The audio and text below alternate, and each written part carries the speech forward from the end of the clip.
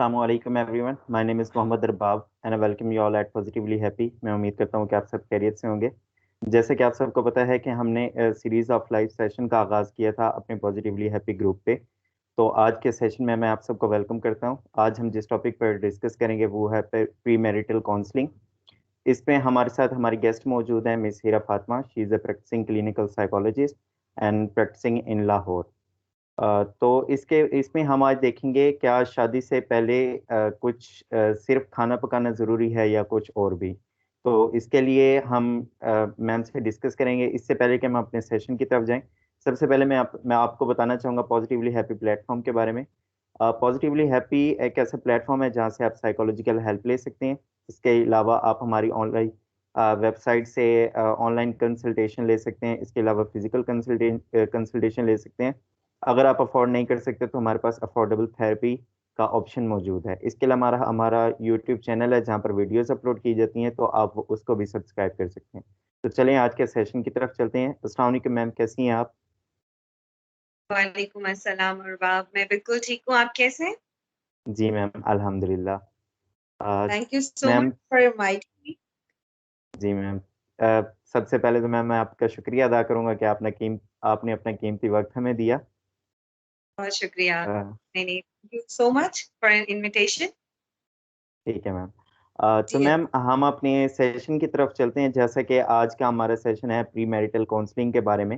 तो सबसे पहले तो मैम मैं आपसे ये क्वेश्चन करना चाहूँगा कि हमें सबसे पहले तो ये बताएं कि एक आदमी और औरत में फ़र्क क्या होता है, अगर हम साइकोलॉजिकल वे में देखें या बायोलॉजिकल वे में देखें। तो इसके बारे में हमें प्लीज़ थोड़ा सा गाइड कीजिएगा। जी अरबाब, देखिए सबसे पहले तो मैं ये कहना चाहूंगी कि देखिए जैसे हम शुरू से ही जब से ये कायनात बनी है हमें ये पता है कि फीमेल और मेल्स दोनों में अल्लाह ताला ने जो भी निज़ाम है, उनकी जो फिजिकल कंस्ट्रक्शन है, उनकी बायोलॉजिकल जो कंस्ट्रक्शन है, वो सब डिफरेंट है। It's not the same. इसी तरह हमारी जो साइकोलॉजिकल कहने बिल्डअप है वो भी बहुत डिफरेंट है एक दूसरे से। जबकि अगर हम देखा जाए अपने इर्द गिर्द सोसाइटी में भी, हमारे रिलीजन में भी, इवन हमारी फील्ड से रिलेटेड भी देखा जाए तो आप जानते हैं कि साइकोलॉजिकल पर्सपेक्टिव्स या सोचने का अंदाज जिसे हम कहेंगे या बिहेवियरल रिप्रेजेंटेशन कह लें, मर्द की और तरह से होती है और औरत की और तरह से होती है। मर्दों में अल्लाह ताला ने कुछ ऐसी फीचर्स रख दी हैं, या अगर हम अपनी नफ्सियात की बात करें, कुछ ऐसे सिग्निफिकेंट फीचर्स हैं जो कि वो अल्लाह उनकी तरफ उनके शुरू दिन से हैं, ठीक है। इसी तरह फीमेल्स की जो बिल्डअप है वो बहुत नाजुक है, सेंसिटिव है। They are very emotional, they are very kind, और कुछ एंट्रेंस क्या कहते हैं, बाय बर्थ हमारे अंदर इस तरह के निजाम अल्लाह ताला ने रख दिए गए हैं। तो सबसे पहली बात कि जब दोनों का बिल्डअप बिल्डअप ही डिफरेंट है तो हमारा सोचने का अंदाज भी मुख्तलिफ है। फिर हमें जहां तक इस टॉपिक से रिलेटेड बात करने का मकसद है वो ये है कि देखिए शादी से पहले एक लड़की और एक लड़के को जब ये बताया जाता है कि भाई आपकी शादी होने वाली है और आपको एक नई जिंदगी स्टार्ट करनी है, तो उसके लिए उन्हें मेंटली, फिजिकली, साइकोलॉजिकली, स्पिरिचुअली और हर लिहाज से, सोशली इवन, हर लिहाज से उन्हें अपना बिल्डअप करना पड़ेगा, उन्हें अपना मेकअप वैसा ही बनाना पड़ेगा। क्योंकि हम लोग देखते हैं कि ऐसा नहीं होता कि सिर्फ वही बात कि सिर्फ खाना पकाना जरूरी नहीं है। हमें अपनी सोचों को, अपने रवैयों को उस तरह से अडॉप्ट बना करना है, उसमें हमने बहुत कुछ ऐसा डालना है जो हमारी एक कामयाब शादी का सबब बने। अब मिसाल के तौर पे मैं अगर आपको ये बताना चाहूँ कि औरत के अंदर, जैसे हम अगर साइकोलॉजिकल पर्सपेक्टिव्स की बात करें, तो फीमेल्स के अंदर एंथुजियाज्म बहुत ज्यादा होता है, ठीक है। सेंसिटिविटी बहुत ज्यादा होती है, पोलाइटनेस बहुत ज्यादा होती है, और बहुत ज्यादा वो ऑर्डरली यानी कि मैनेजमेंट करना चाह रही होती है कि घर ऐसा हो। थोड़ा उनका एक अंदाज होता है अपना सोचने का। अगर मैं मर्दों को देखूं तो मर्दों के अंदर यह है कि they are very exerted, they are very open to ideas, और ज्यादातर एक्सट्रोवर्ट होते हैं, ठीक है। उनका बहुत ज्यादा होता है कि डिफरेंट एक्सपीरियंसेस की तरफ वो जाते हैं। तो जब साइकोलॉजिकली हम अपने 5 डोमेन्स जो हम देखते होते हैं, उसमें भी फीमेल्स और मेल के अंदर बहुत सारे डिफरेंसेस, बहुत सारी रिसर्चेस ने प्रूव किए हैं। इसलिए हमें इन सब फैक्टर्स को मद्देनजर रखते हुए इन पे काम करने की जरूरत है, इनको बेहतरी की तरफ ले जाने की जरूरत है। जहाँ तक खाना पकाने की बात है, उसके साथ साथ हमें अपनी पर्सनालिटी को ग्रूम करना है और हमें अपने आप को स्ट्रांग बनाना है। बीइंग फीमेल अगर मैं बात करूं तो देखें, औरत पर जिम्मेदारी थोड़ी ज्यादा है। शादी के बाद औरत को एक घर भी संभालना है, ठीक है, बहुत सारे नए रिलेशनशिप्स को भी मेंटेन करना है और उसको साथ साथ अपनी नई आने वाली जिंदगी में एडजस्टमेंट भी करनी है। सो कितना उसके ऊपर एक बर्डन सा आ गया। उसके लिए मैं बीइंग ए क्लिनिकल साइकोलॉजिस्ट ये जरूर कहूंगी कि हमारे पेरेंट्स, हमारे टीचर्स, हमारे वेल विशर्स, इन सबको ये बात पता होनी चाहिए कि वो बच्चा किस शख्सियत का मालिक है, उसका पार्टनर कैसा होना चाहिए, उसके अंदर कौन कौन सी पर्सनालिटी की कुछ। अब तो इट्स वेरी अवेयरनेस ने इतना, सोशल मीडिया ने और अवेयरनेस इतनी हो चुकी है कि हमारे बड़े और हमारे जो पेरेंट्स हैं उन सबको पता है कि हमारा बच्चा कैसा है और उसको कैसा पार्टनर चाहिए। तो कुछ कंपैटिबिलिटीज वो खुद ही इसमें देख लें, ठीक है।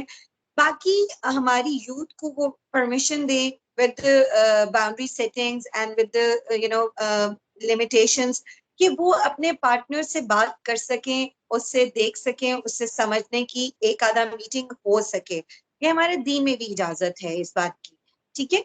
तो अगर मैं देखूं तो यहाँ बहुत कुछ ऐसा ही है जो शादी से पहले भी आप किसी हद तक अपने आप को अपने आने वाली लाइफ को फोर्सी कर सकते हैं, in order to consider all the personality factors और the upbringings and the home environment of the other partner and the parents. ये सब हमारी वो सारे फैक्टर्स हैं जो हमें बताते हैं कि अगला इंसान कैसा है और वो कैसा सोचता है। जी, आप कुछ और पूछना चाह रहे हैं? जी मैम। मैम यहाँ पर मैं अपना नेक्स्ट क्वेश्चन आपसे करना चाहूँगा मैम।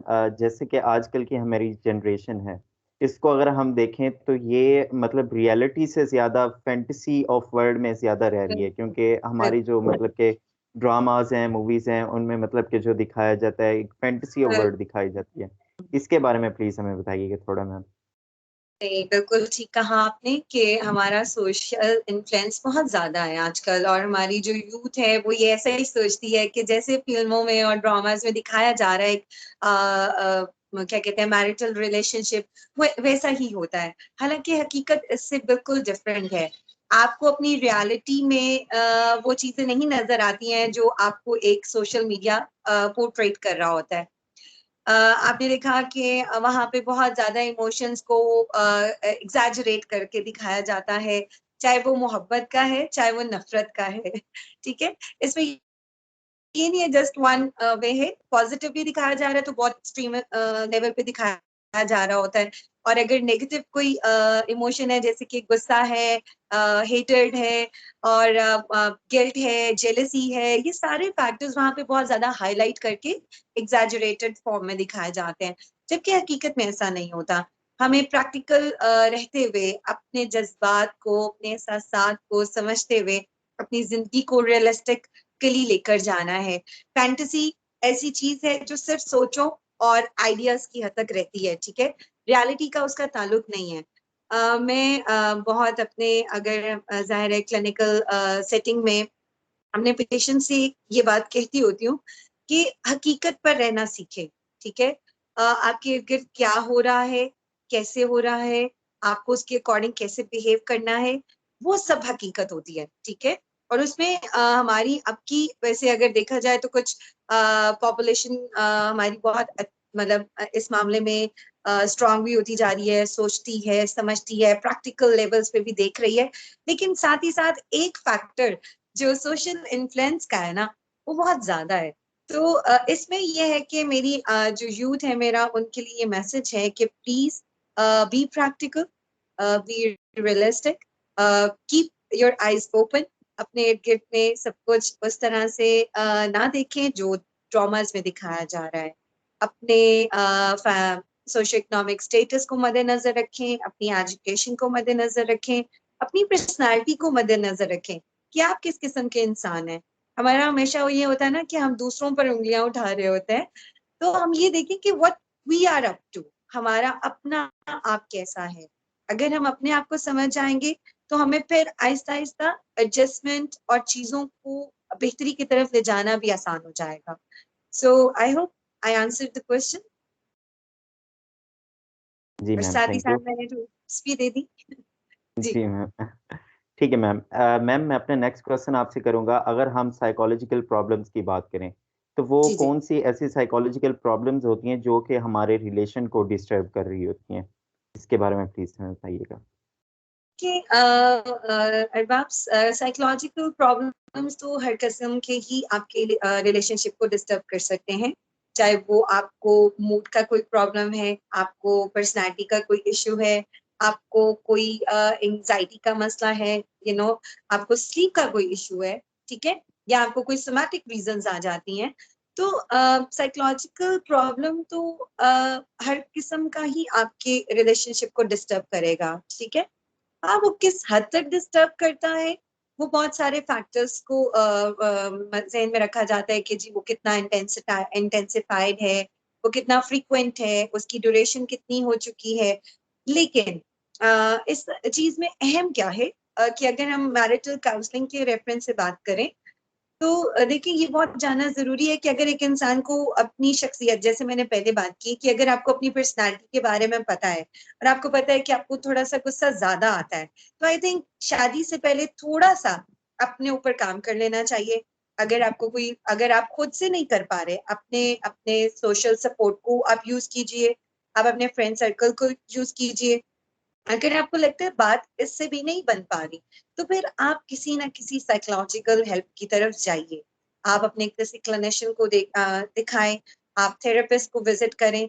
इसमें बुराई कुछ भी नहीं है। बुराई इसमें तब जरूर हो सकती है जब आप अपने आने वाली जिंदगी को खुद अपने हाथों से डिस्टर्ब करेंगे, ठीक है ना। इसी तरह फीमेल्स में, मेल्स में अगर ये स्टिग्मा, ये भी हट जाना चाहिए, क्योंकि people used to think that it's a stigmatized field, तो अगर वो स्टिग्मेटाइजेशन को अपने जहन से निकाल कर ओपन होकर, लॉयल होकर अपने लिए, क्योंकि देखो तब्दीली आपने अपने लिए लानी है, अपनी आने वाली जिंदगी को बेहतर बनाने के लिए लानी है, अपनी किसी दूसरे के लिए नहीं लानी।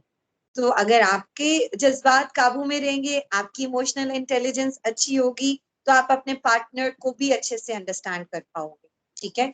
और इमोशनल इंटेलिजेंस में सिर्फ ये नहीं आता कि आपने अपने जज्बात को समझना है, आपने इमोशनल इंटेलिजेंस में ये भी आता है कि आपने अगले के जज्बात को समझते हुए उसको कैसे इमोशनल सपोर्ट देनी है, ठीक है। एक ये कि उसकी हेल्प भी की जा सकती है। आपकी इमोशनल वेलबींग अच्छी होगी तो आप अपने पार्टनर को भी बेहतर तरीके से लेकर जा सकते हो। इसी तरह बहुत सारे और प्रॉब्लम्स भी हैं, अगर हम उन पे बात करना जाएं तो बहुत ज्यादा आई थिंक टाइम लग जाएगा, लेकिन जनरली कि if somebody come to know that this is a problem in me, so I should consult some clinician, या मुझे अपने सोशल सपोर्ट से हेल्प ले लेनी चाहिए। ठीक है मैम। मैम, अगर हम इधर देखें तो इसमें क्या जिम्मेदारियां होती हैं एक मर्द पर और एक औरत पर? इसके बारे में प्लीज हमें बताइए मैम। देखिए मैंने अभी थोड़ा सा बताया कि औरत के ऊपर अगर हम प्री मैरिटल की बात करें ना, तो उसको ये पता होना चाहिए कि आपने आने वाले वक्त में आपने एक पूरा घर को हैंडल करना है, ठीक है। मैं ये सजेशन जरूर दूंगी कि देखें, थोड़ा करें पर मुस्तकिल करें, ठीक है। हम बहुत ज्यादा अपने ऊपर बर्डनाइज, मतलब एक्सेसिव रिस्पॉन्सिबिलिटीज की तरफ सोचने लग जाते हैं in order to make other people happy, right. So we can justify that, we can handle it. हम वो इतना सारा काम तो नहीं कर सकते। इसीलिए एक फीमेल को ये पता होना चाहिए कि वो फिजिकली कितना बर्डनाइज कर सकती है खुद को, इमोशनली कितना बर्डनाइज कर सकती है, और साइकोलॉजिकली वो कितना टॉलरेट कर सकती है। तो इन सब चीजों को मद्देनजर रखते हुए उसको उतना ही बर्डन लेने का सोचना है, ठीक है। पहले दिन से ही उसको ये चीज ध्यान में होनी चाहिए कि मुझे, क्योंकि देखो ज्यादा करके बाद में अगर नहीं करेंगी तो बहुत सारे क्राइसिस आएंगे। आप समझ रहे हैं मैं क्या कहना चाह रही हूँ, कि बहुत सारे आपके इन लॉज में इश्यूज आ सकते हैं। आपको कहा जाए पहले तो ये करती थी, अब क्यों नहीं करती है, ये वाला स्टेटमेंट। तो बेशक आप थोड़े थोड़े से स्टार्ट करें, अपनी कंपैटिबिलिटीज को देखते हुए आप काम करें एज अ फीमेल, और फिर उसके बाद फिर इंशाल्लाह things will be smoother for you, right. और इसी तरह अगर मेल है तो देखिए मेल को भी ये बात अंडरस्टैंड करने की जरूरत है कि मैं किसी के like there is a person who is entered in my life और वो किसी और घर से आया है, उसकी अपब्रिंगिंग और तरीके से हुई है, वो उसका रहना सहना और तरीके से था, तो वो उसको थोड़ी सी फ्लेक्सिबिलिटी दे, उसको एडजस्टमेंट करने का थोड़ा सा टाइम दे कि भाई ये सब कुछ उसके लिए नया है। देखिए फियर ऑफ क्योर्स एक हद तक सबको होता है, लाइक हर इंसान के अंदर ये पाया जाता है कि नेचुरल फिनोमेना है। लेकिन अगर ये फियर ऑफ क्योर्स आपका पार्टनर आपके लिए ज्यादा बढ़ा दे तो वो पैथोलॉजिकल हद तक जा सकता है। तो इसलिए बीइंग जैसे हमारे मेल मतलब पार्टनर्स को चाहिए कि वो अपनी आने वाले पार्टनर के लिए इतना इंडिविजुअल डिफरेंसेस का ख्याल करें, उसको थोड़ा सा फ्लेक्सिबिलिटी दें, उसको अपने घर में एक आदमी अगर चाहे तो अपनी माँ और अपनी बीवी में बहुत अच्छा बैलेंस कर सकता है, लेकिन उसके लिए उसको अपने जज्बात का ख्याल करना है। इमोशनल इंटेलिजेंस फिर उसके लिए भी बहुत अहम है कि उसने किस वक्त क्या कहना है, बीवी को क्या कहना है, अपनी मदर को उसने क्या कहना है।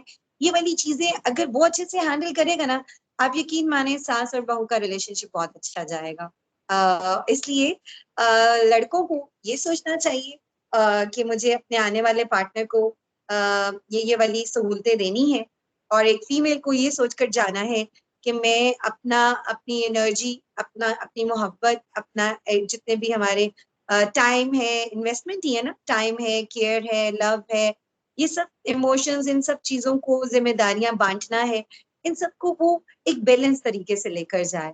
अननेसेसरी बर्डन करेगी खुद को तो ज्यादा देर वो काम मुस्तकिल मिजाजी से नहीं कर पाएगी। तो इसलिए एक ये बहुत जरूरी है। फिर माफ कर देने वाला बात जो होती है ना, बी फॉरगेटफुल, माफ कर देना। देखिए छोटी छोटी बातें होती हैं, रिश्तों को खा जाती हैं, ठीक है। अगर हम रिश्तों को बचाना चाहते हैं उस वक्त ये एनालिसिस कर लें, कॉस्ट बेनिफिट एनालिसिस कर लें कि मेरे लिए ये जज्बा या ये बात अहम है या मेरे लिए वो रिश्ता अहम है, तो बहुत बेहतरी मतलब उसी टाइमली आप उसको डिसाइड कर पाओगे कि मुझे क्या करना चाहिए। इसके अलावा आपको मैंने ये बात की कि रियलिस्टिक होकर सोचना है, ठीक है। आपने बहुत ज्यादा लॉन्ग एंगेजमेंट्स नहीं करनी है कि बहुत अरसा पहले ही आप कोई एंगेजमेंट करो और बाद में फुलफिल ना कर पाओ। ये लड़के के लिए भी अहम है, ये लड़की के लिए भी अहम है, ये आपस में पार्टनर्स के लिए एक दूसरे के लिए भी अहम है, और आपस में जो उनके इन लॉज हैं, लड़के के भी तो ऑफ कोर्स इन लॉज हैं ना, उसने उनके जाके घर भी कुछ बिहेवियर शो करने हैं। तो इसलिए जो उनको बहुत कंपोज फॉर्म में इनिशियली बेहतर यही होता है कि कम बोला जाए। वैसे गुड लिसनर होना चाहिए, कम बोलना चाहिए, ताकि वो पहले कुछ महीने अपने इन्वायरमेंट को, उसके इन्वायरमेंट को, लड़की अपने हस्बैंड के घर के इन्वायरमेंट को और लड़का अपनी बीवी के इन्वायरमेंट को समझ जाए, तो फिर वो बेहतर तरीके से बिहेव कर पाते हैं। एक हो गई बात माफ कर देने वाली, माफ कर दे। माफी से चूंकि ये वैसे बहुत बड़ा एक बात है वैसे, लेकिन ये कि अगर आप इसकी प्रैक्टिस करेंगे, यकीन माने ये मुश्किल काम नहीं। छोटे छोटे लेवल्स पे माफ करना शुरू करें। उसने मेरे लिए चाय लेट बना दी, कोई बात, मेरे से भी तो देर हो सकती है। वो लेट ऑफिस से आए, कोई बात नहीं, रास्ते में कोई ट्रैफिक भी तो हो सकती है। तो अगर हम इस तरह की अपने आप को कंपोज अपने साथ बात करेंगे, कोपिंग स्टेटमेंट्स भी साथ साथ देते रहेंगे, तो इंशाल्लाह रिश्ते अच्छे तरीके से निभा भी पाएंगे। मेरे ज़हन में एक और बहुत इंपॉर्टेंट बात आ रही थी कि बाउंड्रीज सेट करें, ठीक है। अपनी और अपने मतलब दोनों को बाउंड्रीज सेट करनी चाहिए। इसमें ये भी नहीं होना चाहिए कि आप इनमेश्ड रिलेशनशिप बना लें कि टूट के चाहने वाली मोहब्बत या टूट के कोई भी जज्बा टूट कर है, वही बहुत ज्यादा है, शिद्दत पर है। और एक है डिस्टेंट, बिल्कुल आप इमोशनल हो जाओ या अपनी बाउंड्रीज का बिल्कुल ख्याल ना करो। एक है कि बहुत ज्यादा बाउंड्रीज आप क्रॉस कर जाओ, तो फिर you need to make a boundary setting, ठीक है, लिमिटेशंस। आपने लिमिट सेट करनी है कि this is what I need to do, और इतना मुझे अगले को भी अलाउ करना है। ये जब आप शुरू दिन में ही आहिस्ता आहिस्ता अपने अच्छे मिजाज के साथ, तरीके के साथ कर लोगे, तो फिर आने वाला वक्त और आसान हो जाएगा और ये लॉन्ग लास्टिंग इंशाल्लाह रिलेशनशिप रहेगा। इसके अलावा don't interfere with you know extreme levels, interference नहीं करो। शादी से पहले ही इन चीजों की प्रैक्टिस करनी चाहिए अपने घर वालों के साथ, अपने बहन भाइयों के साथ। जब आप वहां सीखोगे ना तो फिर जाहिर है फिर आपकी हैबिचुअल हो जाओगे, तो आने वाला आप पार्टनर के साथ भी बहुत अच्छे से वक्त गुजारोगे। देखो, रिश्ते निभाना बड़ा मुश्किल है, रिश्ते तोड़ना बहुत आसान काम है। इसलिए मैं इन पॉइंटर्स को मेंशन करना चाहती हूँ कि इंटरफेरेंस उतनी करो जितनी आप चाहते हो कि आपकी लाइफ में इंटरफेरेंस की जाए। ठीक है, अगर मैं कहती हूँ कि मुझे भाई इतनी इंटरफेरेंस पसंद है कि कोई मेरी जात की तक हद तक ना जाए, ठीक है, मेरी बिहेवियर में कोई काम करती हूँ उस पर चला जाए, मैं कोई नौकरी करती हूँ, मैं अपने बच्चे देखती हूँ, इस हद तक ठीक है, लेकिन मेरी जातियात पे ना जाए। ठीक है, तो ये इंटरफेरेंस फिर आपने दूसरे के लिए भी सोचनी है। You have to put yourself in the other place, and कि आप उसको भी कितनी इजाजत दोगे। ठीक है, तो अपने लिए और उसके लिए इंटरफेरेंस का एक वो भी लिमिटेशन सेट करें।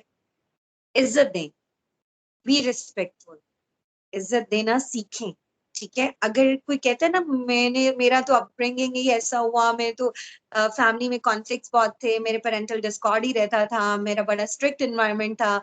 तो देखिए, मैं जानती हूँ, मैंने इट्स बीन माशाल्लाह many years in the field, and I have witnessed कि अगर बंदा नियत कर ले तो हर बिहेवियर, हर हर हर हुनर सीख सकता है। ठीक है, थोड़ी सी तवज्जो, थोड़ी सी कंसिस्टेंसी, थोड़ी सी मोटिवेशन रिक्वायर्ड होती है।